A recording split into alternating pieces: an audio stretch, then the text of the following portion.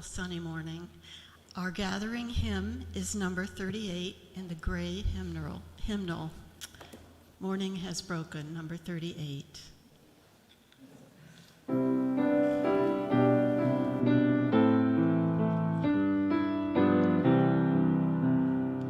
Morning has broken like the first morning. Blackbird has spoken like the first bird.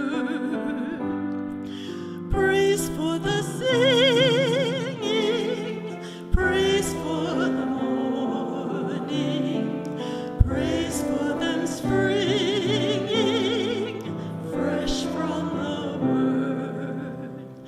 Sweet the rain's new fall, sunlit from heaven, like the first dew fall on the first grass.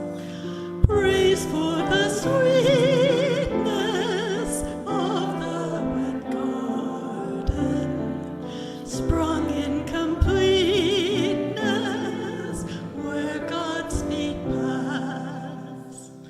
Mine is the sunlight, mine is the morning, born of the one light, Eden saw play. Praise with elation, praise every morning, God's recreation of the new day.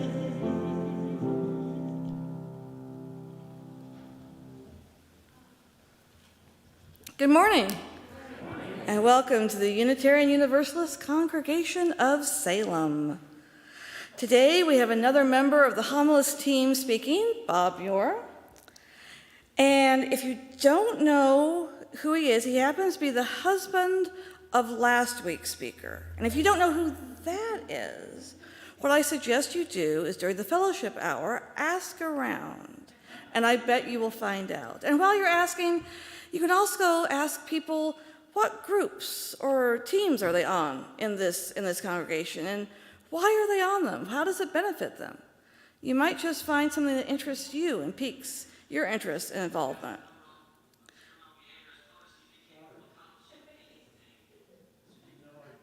And are we listening to, I know it's Sunday.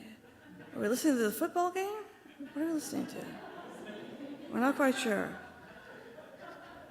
I don't do football, so it's like, I don't know. Anyway, I wanted to share an experience with you that some of us had yesterday that kind of epitomizes this idea of us as a congregation doing something and helping together. Because of Joan Stenbridge, some of us got together and we spent almost 2 hours yesterday picking up trash along Corden Road, because this section of Corden Road is technically our section. And we probably haven't done that in a while, what with COVID and everything. Anyway, it was really easy. Joan did a great job of organizing it. It was weather was perfect, to be outside. And then it was also mindful as we were doing it, so we got a little spiritualism in there. And it was just a nice experience, a nice way to be together and to do something productive and do something for our community as well. So that was nice. Anyway, things to think about, and in the meantime, welcome, and let's get our service started. We meet in the spaces between us. Stillness, music heard or unheard, the apparent void teeming with the you and the I that overlap in this one sacred living moment. We meet in the spaces between us. Amy Carol Webb. May we be aware of the spaces between us and the possibility of meeting together as we say our affirmation. Love is our doctrine. Compassion is our way. Here we seek to create a joyful home for free religious exploration. build a community of caring fellowship, nurture the hopes, and serve the needs of our world. Bob will now come up and help me light the chalices. Each week at UUCS, we light 3 chalices. The first is for us, members and friends of the Unitarian Universalist Congregation of Salem. The second chalice we light for our Unitarian partner church and friends in Šibenfalva, Transylvania, Romania. And the third chalice we light for our children and youth, both in religious education and in the world at large. A Fire in the Universe by Sean Trapp. Our chalice reminds us that the fire within us is the same fire that illuminates the universe. It is our reminder that all is connected, even though the space of the void is vast, and our experience here is but a blip in the cosmic timeline. This flame is our promise that in our smallness and in our short time on this earth, that we live intensely and deeply, with love for one another, with honesty and integrity, to be guided by rational thought and critical thinking, and with a sense of shared responsibility. For as the late astronomer Carl Sagan reminded us, this pale blue dot is the only home we've ever known. Within the heart of the flower, the fountain of beauty. Please join me in singing The Flame into Life. Rise up, O flame, by the light glowing, show to us beauty, vision, and joy. So as you know, A Time for All Ages is not happening during the summer because LRE is doing little mini camps. And hopefully they'll be showing pictures each week of the mini camps. Molly wanted us to know that the LRE team is hosting 6 weeks of these mini camps from 10:30 to 12 during every Sunday service through August 28th. She doesn't know it, but we may ask her to do it through the first Sunday of September too. But nevertheless, so if you're here now and would like to go out and enjoy, please feel free to head down out there to where the LRE wing and playground area is. The example that we had last week and that we're seeing this week as well is that of the sports camp. And the kids had so much fun playing basketball, soccer, and football together. They also had a hula hoop and a jump rope competition, played frisbee golf, did the long jump, and ended with a tug of war. It was wonderful watching the kids play together as a team, learn compassion and team spirit, and try new games they had never tried before. This week is baking camp, where they're going to bake a little treat and then go enjoy it while they're outside. So we wish them well.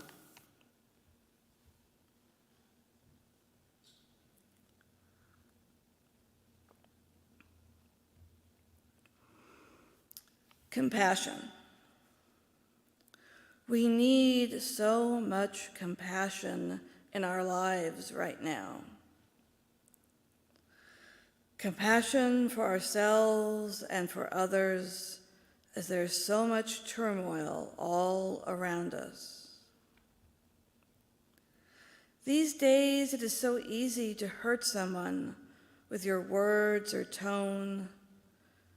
It is done before either you or the recipient know what has happened.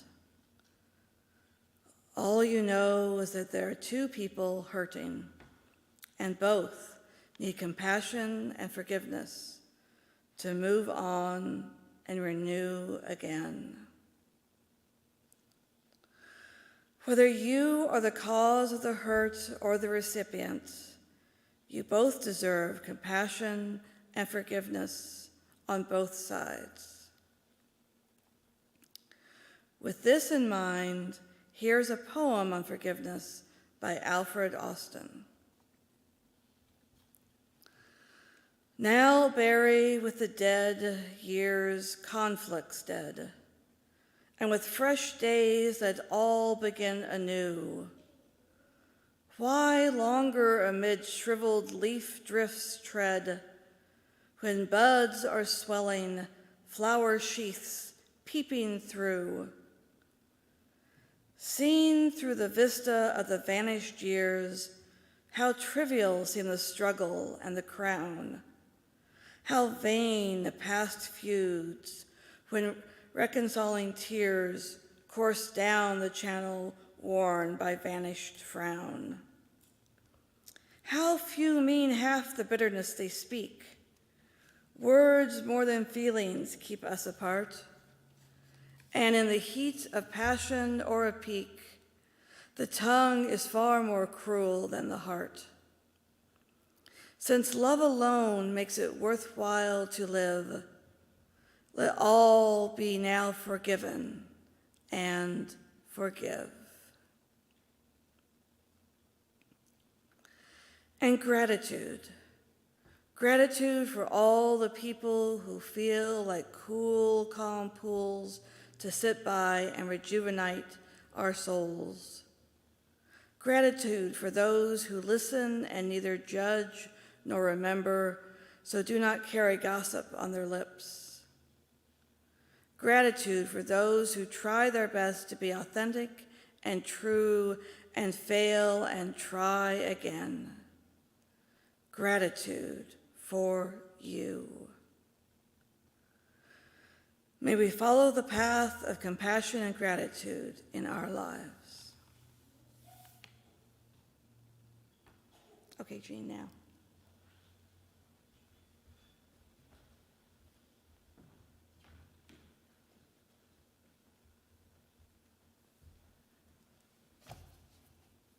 Good morning. I am Jean Logan, and I am a Lifeline lay minister, which means I help out where I can Rick with Rick's load, our Reverend Rick. He has a lot of people on his mind, and those of us in the committee try to go and meet and talk with those people and help out. And what I'm doing here is talking about the joys and concerns of the people of this congregation. And sometimes they're called in, sometimes they're written in the book. It's amazing how they get around. Sometimes it's just gossip. That's always fun. The first one I'd like to speak about is Leslie Zeigen. And she asks for prayers for my longtime friend, Susan, who will have breast cancer surgery July 21st.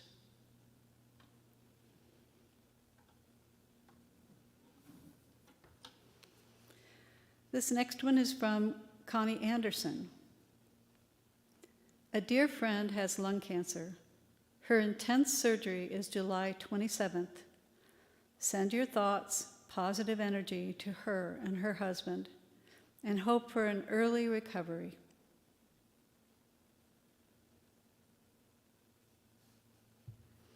The next is about Eric Schumann. This is one of those gossip things. He had a bike accident, a pretty bad bike accident, about a week ago, and he scraped up his face and his legs and an arm, but he's in good spirits. He's never, ever in anything but good spirits. If you know him, he's always happy, and he expects a rapid recovery. And this last one is from Lee. And it's really simple. Strength for my friend, Honey.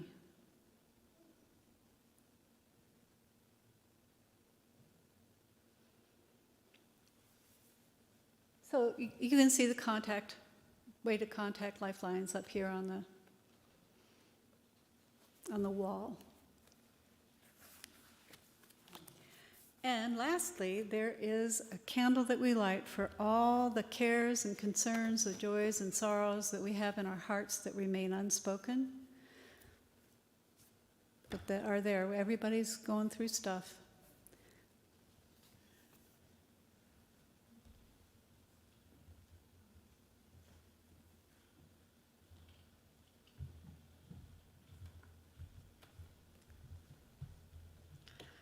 Our pastoral hymn is number 1053. 1053 in the blue hymnal. And you may remain seated.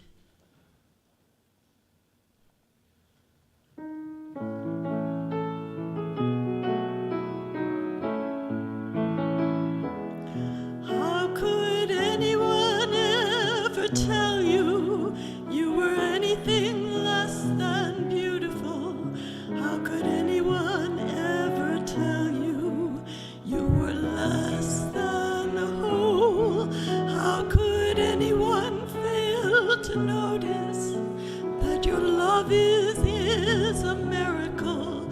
How deeply you're connected to my soul. How could anyone ever tell you you were anything less than beautiful? How could anyone ever tell you you were less than whole? How could anyone ever tell you that your loving is not a miracle? How deeply you're connected to my soul.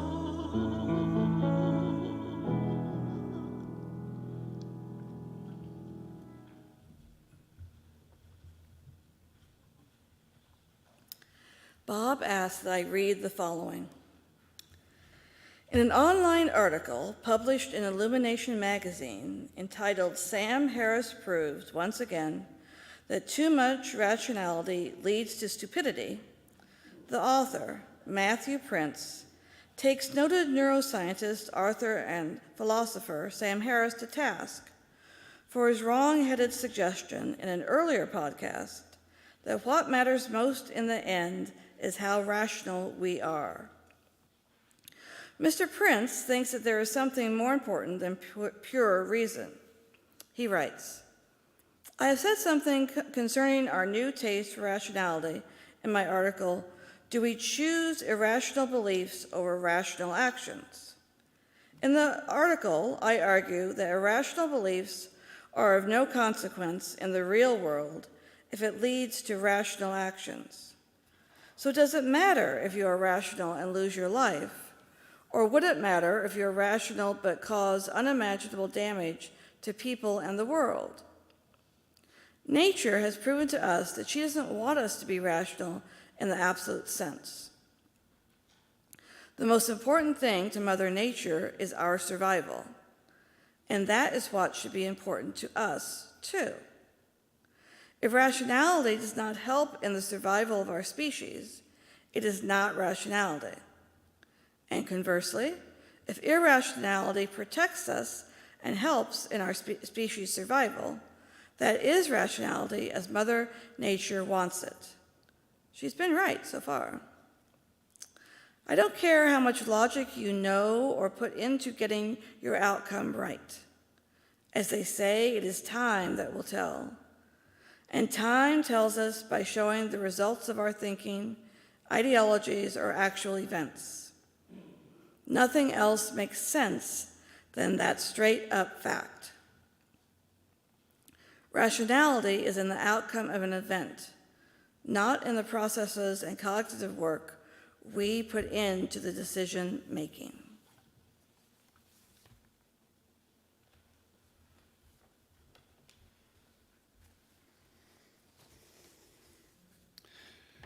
Well, once again, good morning.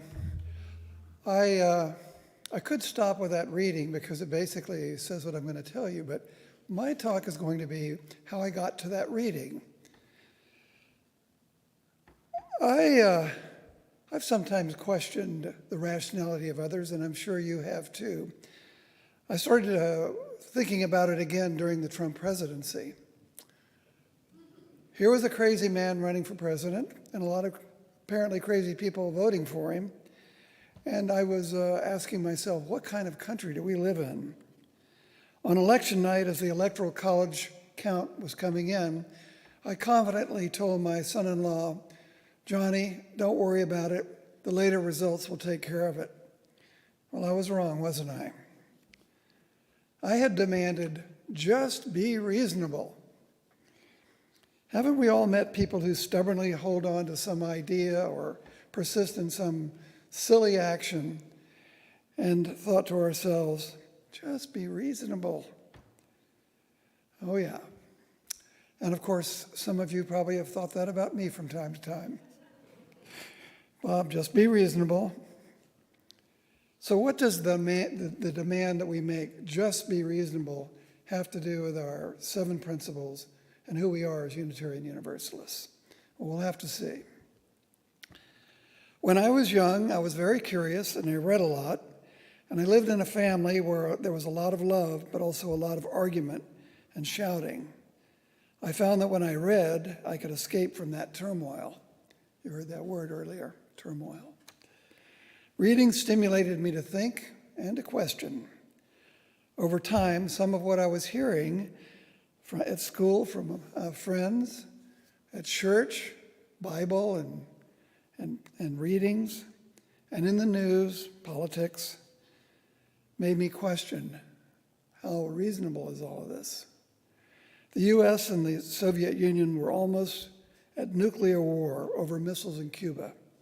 And I was thinking, wait, in eliminating that threat, we would have destroyed the world. And we were fighting in Vietnam, and the Vietnamese seemed to be revolting against an unwelcomed occupation of foreigners. What were we doing there? As I began to think about the big words, God, patriotism, truth, justice, they seemed to be unclear or contrary to the way they were being used by some people. So when such subjects came up in conversation, there were sometimes arguments. I was seeking clarity using logic and questions, but it wasn't going so well. Sometimes I felt like I didn't fit in. Does any of this sound familiar to you? Around the 9th grade, on an impulse, I bought a book with the dialogues of Socrates. I liked them.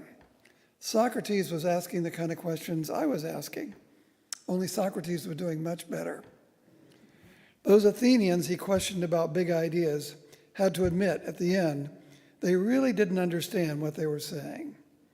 Okay, I thought, maybe that's the way it is. Maybe we don't, or maybe we use words and we don't really understand what we're saying. Maybe philosophy could help. So Socrates became a kind of hero to me. Later, reading Will Durant's Story of Philosophy, I discovered how Western philosophy had a long and varied tradition, each thinker taking up issues that had not been resolved by others. That trait in philosophy drives some people crazy, but I enjoy it. I felt a connection to that tradition. They, the philosophers, had blazed the path I was now on. I too was asking questions, seeking an understanding of our basic ideas. Although I didn't appreciate it at the time, my mom was following my journey. One Christmas, she gave me a book entitled The Living Biographies of Great Philosophers. Before, I had been interested only in the ideas of these thinkers. Now I became interested in them as people. Like me, they were individuals with personalities of their own. About this time, I bought a collection of satirical stories by the French Enlightenment philosopher Voltaire. Some of you probably know about Voltaire. In one of those, Voltaire skewers the silly pretensions of a character named Candide for stubbornly sticking with the ideas of the rationalist philosopher Gottfried Leibniz, who had declared that this world is the best of all possible worlds.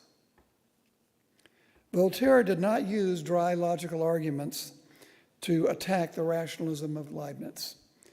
Instead, he discredited beliefs that were supposedly logical but unrealistic and foolish, using mockery and suggestion. Yet Voltaire also famously said, "I disagree or disapprove of what you say, but I will defend to the death your right to say it." So Voltaire became another one of my heroes. In the 11th grade, a family friend loaned me a copy of his book by Erich Fromm entitled Escape from Freedom. This is another book that some of you may know about. I read that book and discovered Fromm was a German social psychologist and a Jew. He wanted us to understand why free Germans had chosen to follow a murderous dictator like Hitler. Fromm's 1941 analysis demonstrated how fear and anxiety relating to the risks of freedom, along with psychological traumas and neuroses, could motivate some people to want to escape from freedom and find apparent comfort and security and authority.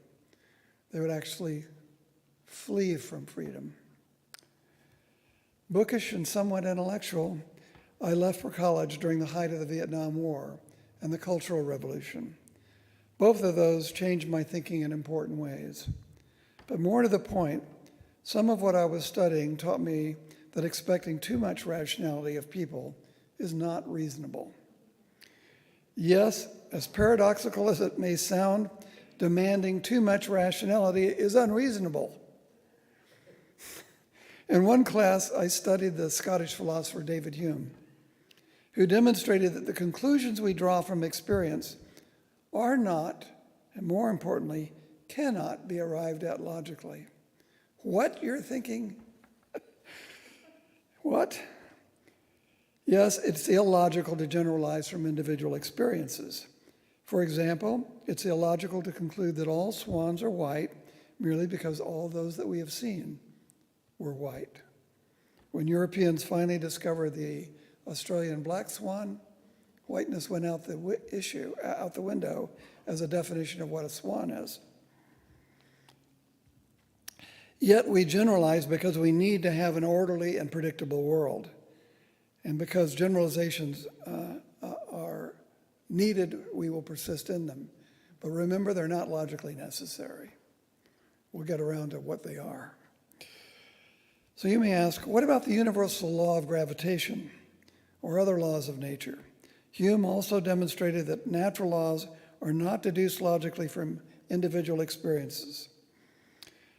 Instead, in arriving at natural laws, scientists employ imagination in thinking of formulas that might be used to describe the apparent order of phenomena. Johannes Kepler, you may have heard of him, arrived at the laws of planetary motion. Not Newton, Kepler did. Relying not only on the precise astronomical observations of Tycho Brahe, but also on astrology, numerology, mysticism, and religious faith.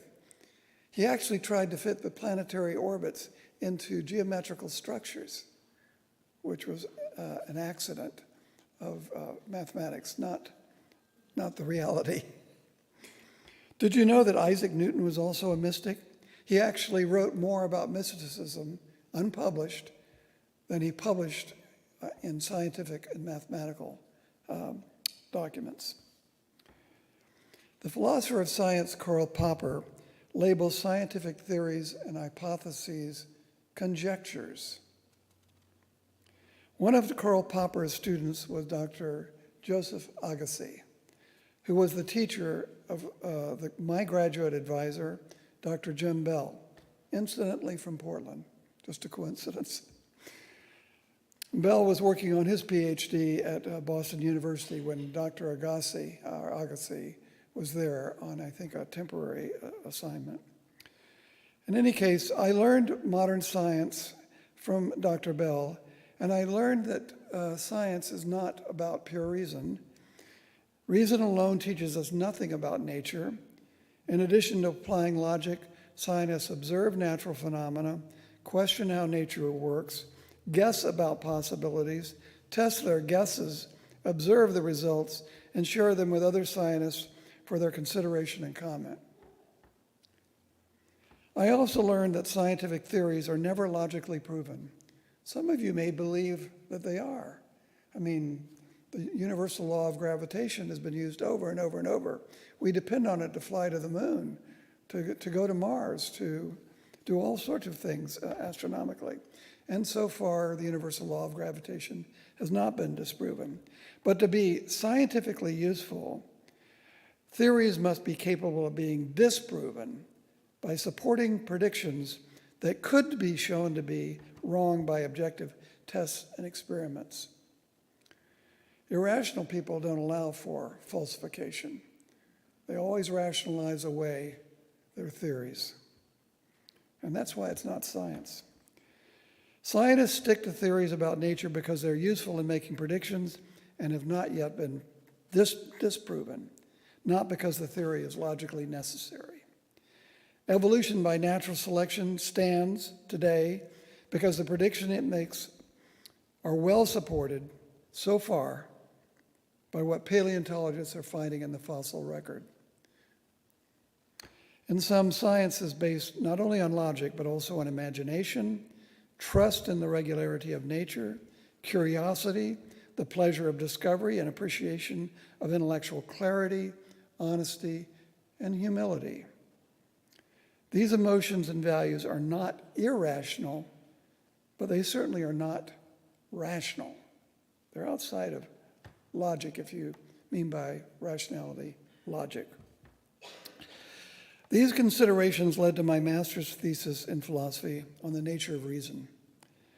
The sources and arguments of my thesis fill many pages, but the conclusion is simple. It appears in the thesis title, An Open Theory of Reason. I concluded that the concept of rationality that is not practically useful is not reasonable. If pure logic does not help us address a task, relying on logic, or only on logic, is unreasonable. The rationalist philosopher Leibniz, I mentioned earlier, did not study the actual world when he concluded it was the best possible. He simply relied on logical analysis of certain ideas that he claimed were self-evident and necessary. Those ideas, however logical they may have seemed, did not test whether the world could be improved. In contrast, scientists of the 19th century questioned the necessity of surgical pain, of infection, and disease, and using scientific methods developed anesthesia, antiseptics, and antibiotics. Don't you agree that those discoveries made the world better than the one Leibniz claimed was already the best? Because rationality must be adaptive to the various and changing needs of life, the meaning we give it must remain open. The meaning of reason varies depending on the problems and needs that it must address. I still believe that. Not surprisingly, rationality is no longer considered a useful term in the scientific study of thought. I will repeat, rationality is no longer used in the scientific study of thought. Research psychologist Dr. Gerald L. Clore wrote in an article entitled Psychology and the Rationality of Emotion. At the beginning of the article, he observes the following. Rationality is not a concept in current use in psychology. Psychologists find the term ambiguous in its meaning and value-laden. In common usage, being rational is assumed to be good, whereas being irrational or emotional is assumed to be bad and lead to error. Psychological science, however, is primarily interested in understanding how people think rather than to prescribe how they should think. Hence, rather than studying rational and irrational thought, psychological accounts often focus on the dual processes of thought. An example of dual processing in thought are automatic versus controlled thinking. In the 1970s, Nobel Prize winner Daniel Kahneman and his colleague Amos Tversky discovered through research some of the automatic and illogical rules of judgment that people use in everyday reasoning. Much to the dismay of economists guided by rational choice models of human behavior, these and other behavioral scientists have learned that people reason using whatever non-logical shortcuts that are available.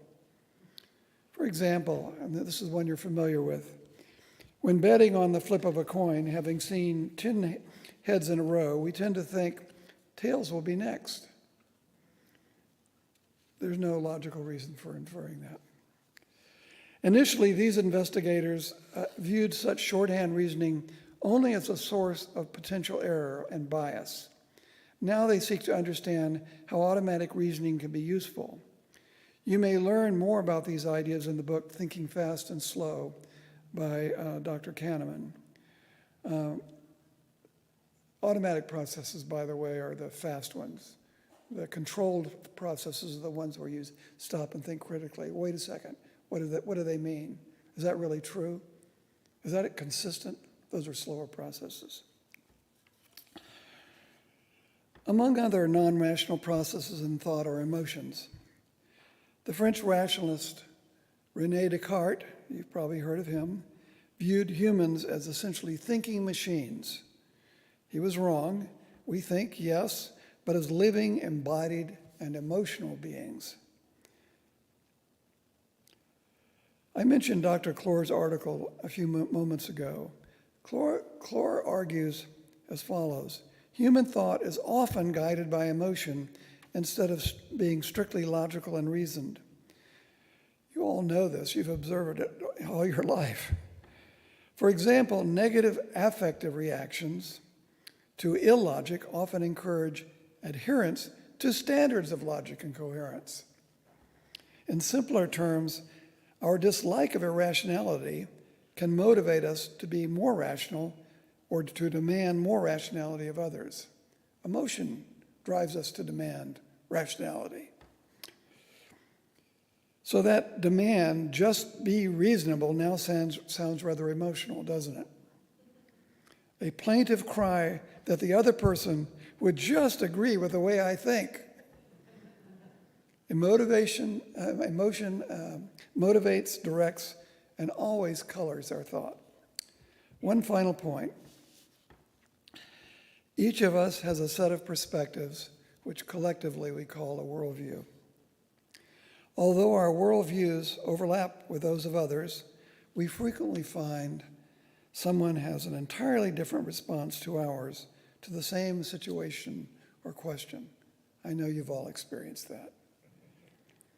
We may argue about who is right and reach an impasse. What can we do? Like some of you, I recently read Don't Label Me by Irshad Manji. I believe there's a lot of wisdom and compassion in that book.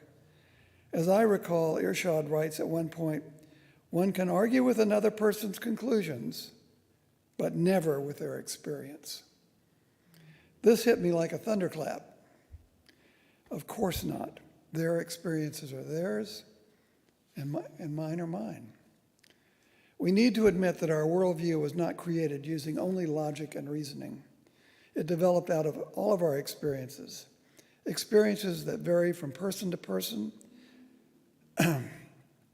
experiences led by intuition and imagination, and colored by emotion, forming associations in our mind that we're often unconscious about and seldom simply logical. So it's highly unlikely that we can explain our fundamental beliefs to others using only logic.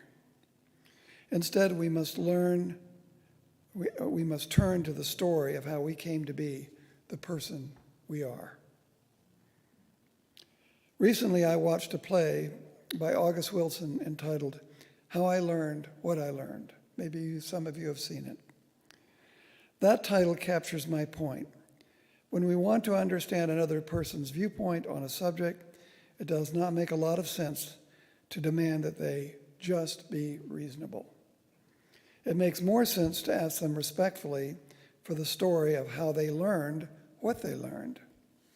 In Wilson's semi-biographical play, the sole character tells us his life story.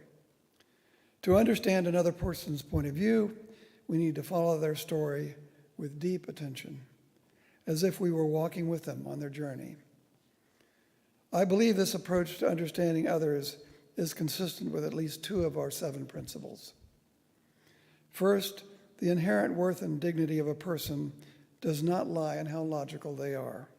It lies in who they are, and who they are is based largely on what they've experienced. Second, we will be more just, equitable, and compassionate toward others if we understand them. We cannot fairly judge, let alone love, what we do not know. As Ted Lasso says in the TV series under his name, Ted Lasso, don't judge, be curious. When facing a person whose views don't make sense, we might begin by asking them, how did you learn that? Well, there you have it, how I learned not to expect too much reason from myself and others. Thank you.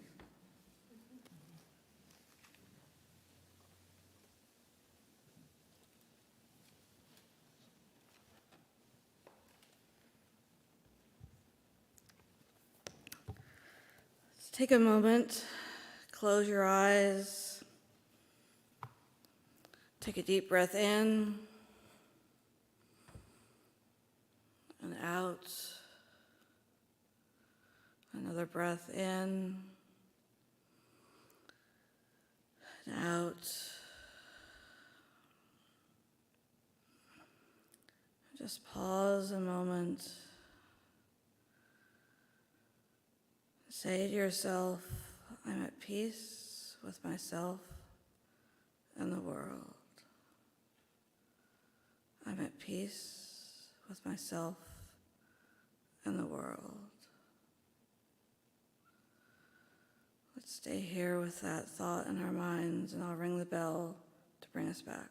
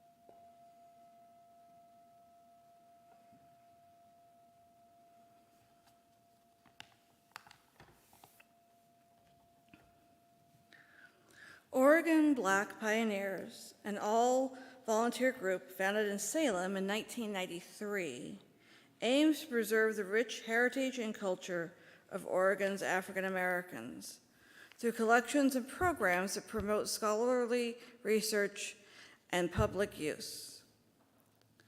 It is the July Share the Plate recipient. One early Black pioneer in the Pacific Northwest was George Washington, who lived from 1817 to 1905. George Washington was an early black settlers in the Pacific Northwest who overcame prejudice and discrimination in order to play a crucial role in settling the Washington Territory. He was born in Virginia in 1817. Soon after his birth, his father, a slave, was sold, and his mother left him with a white couple, James and Anna Cochran, who raised him. As a small boy, he lived in Ohio and Missouri. While living in Missouri, the Cochrans petitioned the state on George's behalf, and he was given full rights as a citizen, except for the right to vote. In 1850, George and the Cochrans moved to the Oregon Territory. They first settled in Oregon City, but because of the laws prohibiting blacks from settling in Oregon and owning land, they decided to cross the Columbia River to the northern Oregon Territory. The Cochrans purchased land under their name near the confluence of the Chehalis and Skookumchuck rivers. A petition was mounted by the citizens in the area to allow George Washington to remain in the territory. When the Washington Territory was created in 1853, the new territory statutes did not prohibit blacks from owning land. George purchased the Cochrans' land and additional property, which he both farmed and logged. In the early 1870s, the Northern Pacific Railroad was built through his land. At some point, George married local widow Mary Jane Kunis. He was a prominent member of the community and founded the town of Centerville in 1875, the name later being changed to Centralia in 1883. George Washington died in 1905 at the age of 88 and is remembered as a leading African-American pioneer of the Pacific Northwest. Please support Oregon Black Pioneers as well as the UUCS community through donating what you can. For those of you in person, you may place donations to Marion Polk Food Share and the Little Red Wagon that is up here in front, or monetary donations in the bags that will be passed amongst you. Or you may donate online, as those who are also watching us may also donate online by following the steps. Thank you for supporting the community of UUCS and for the wider community of Salem.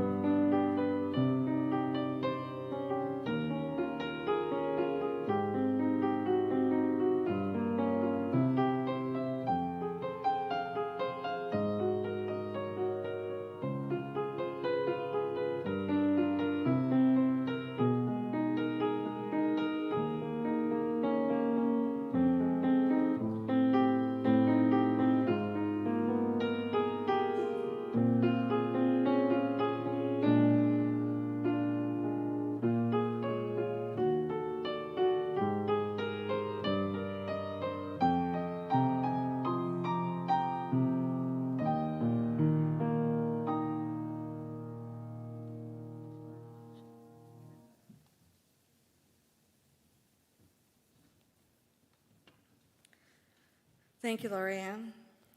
And thank you, Cheryl, for your beautiful singing and leading us in the hymns. It's been lovely. So, next Sunday, we get to hear from Marcia Christian on who is my neighbor? Who really do we connect to? And do we take the time to do that? So, you may have heard from me and other people that this little thing called connections groups are happening. Connections groups, connections groups, connections groups. They really are a very cool way to get together, to make new friends, and as well as to look at different themes throughout the year that might help our spiritual growth. Themes such as blessings, joys, all sorts of fun things. So the registration is now online, and I checked it out yesterday, even though it's not the 18th. And I was able to register a couple of people, so should be good and going, so go for it. And somebody, I or someone else will be here next week with a laptop to help you as well if you would prefer to do it that way. So guess what? Today is somebody's birthday. Oh, yeah, you're right. Every day is somebody's birthday. However, today happens to be the birthday of somebody we know here in the congregation. At least you know his work. If you've been around the past 3, maybe 4 years, certainly 3 years, and you have been either here in person in the service or been watching online, you know this person because you have enjoyed his visual information that he does weekly on slides that tells you what's going on and tells us up here what's going on as well. If you haven't guessed who it is yet, it's Doc Hadley, the slide guy. Yay!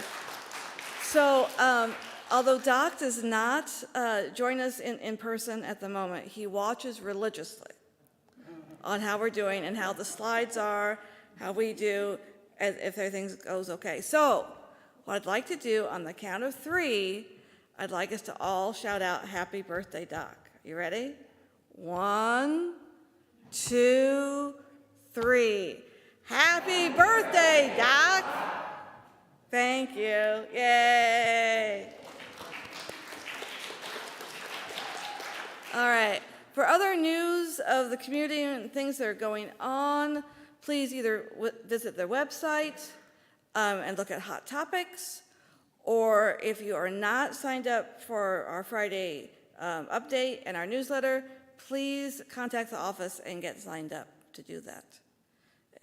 We all have a lot of things going on, and we want things to keep going on, so it's a great way to be connected to the community.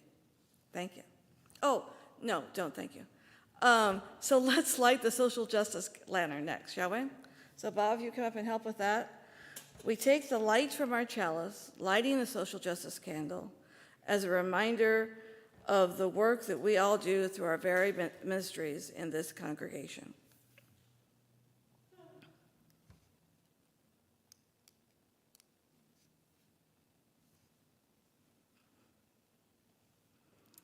And as we extinguish the other chalices, these words from Orlando Brugnola. As we move through life, finding ourselves always newly wise and newly foolish, we ask that our mistakes be small and not hurtful. We ask that as we gain experience, we do not forget our innocence, for they are both part of the whole. Amen.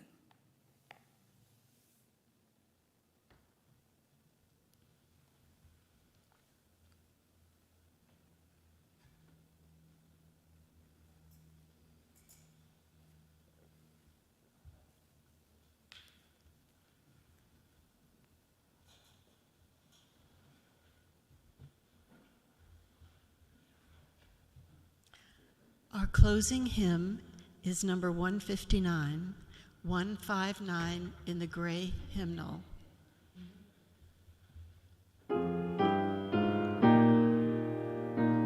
Please rise. This is my song, O God of all the nations, a song of peace for lands afar and wide. This is my home, the country where my heart is. Here are my hopes, my dreams, my holy shrine. But other hearts in other lands are beating with hopes and dreams as true and high as mine. My country's skies are bluer than the ocean, and sunlight beams on clouds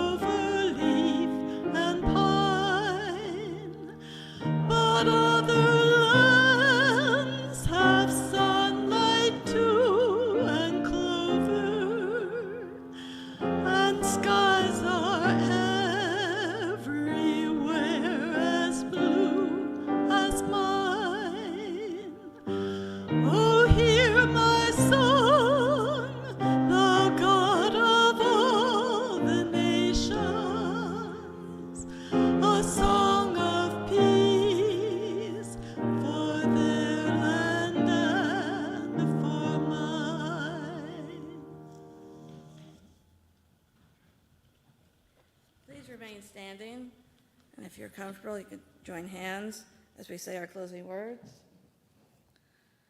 May faith in the spirit of life, hope for the community of earth, and love for the sacred in one another be ours now and in all the days to come. Thank you.